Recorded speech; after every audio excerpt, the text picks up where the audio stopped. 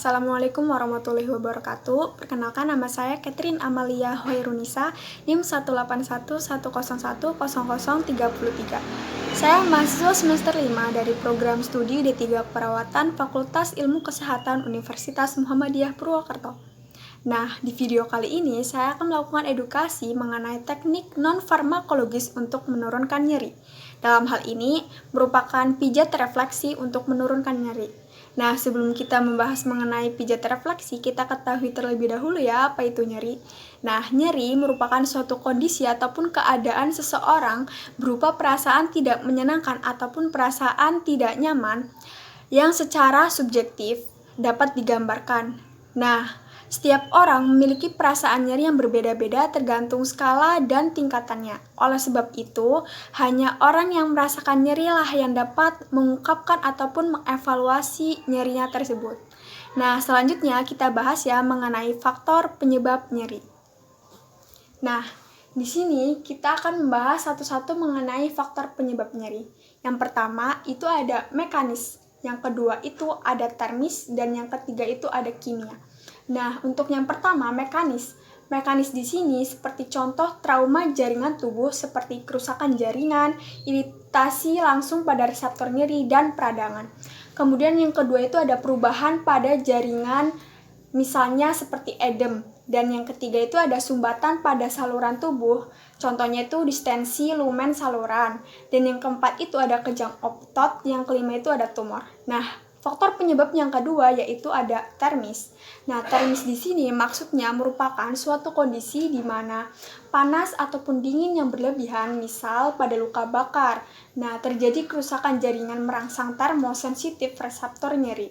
Nah, faktor yang ketiga itu ada kimia. Nah, kimia di sini yang pertama itu seperti contoh iskemia jaringan. Contohnya itu blok pada arteri koronari. Yang kedua itu ada kejang otot, seperti contoh sekunder dari rangsangan mekanis menyebabkan iskemia jaringan. Nah, selanjutnya kita bahas mengenai tanda dan gejala nyeri.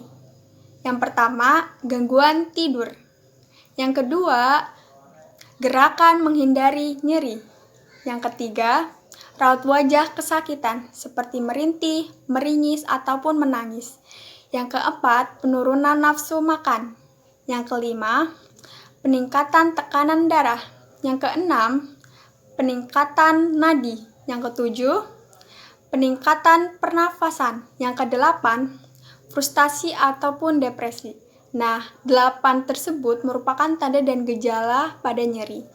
Nah, selanjutnya kita akan membahas mengenai pijat refleksi untuk menurunkan nyeri.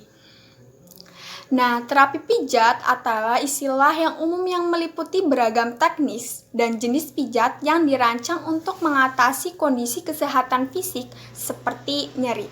Nah, terapi pijat biasa dilakukan sebagai sarana pemulihan setelah seharian bekerja untuk meningkatkan semangat, untuk mengatasi nyeri otot, dan melancarkan peredaran darah.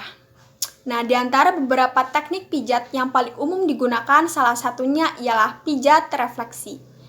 Pada teknik pijat ini, tekanan diberikan pada area tertentu di bagian tangan dan kaki untuk mengenali beberapa kondisi untuk meredakan stres, menurunkan nyeri, dan sebagai sarana pemulihan. Nah, selanjutnya kita bahas mengenai prosedur terapi pijat refleksi. Yang pertama, kita harus identifikasi kesiapan klien untuk dilakukan terapi. Yang kedua, anjurkan klien rileks. Yang ketiga, anjurkan klien dengan posisi senyaman mungkin. Yang keempat, pijat secara perlahan-lahan pada bagian yang nyeri. Yang kelima, anjurkan klien untuk mengungkapkan apabila pijatan terlalu keras. Dan yang terakhir, evaluasi perasaan klien setelah dilakukan terapi. Nah, cukup sekian video mengenai terapi refleksi untuk menurunkan nyeri. Saya mohon maaf apabila banyak salah kata dan semoga bermanfaat videonya.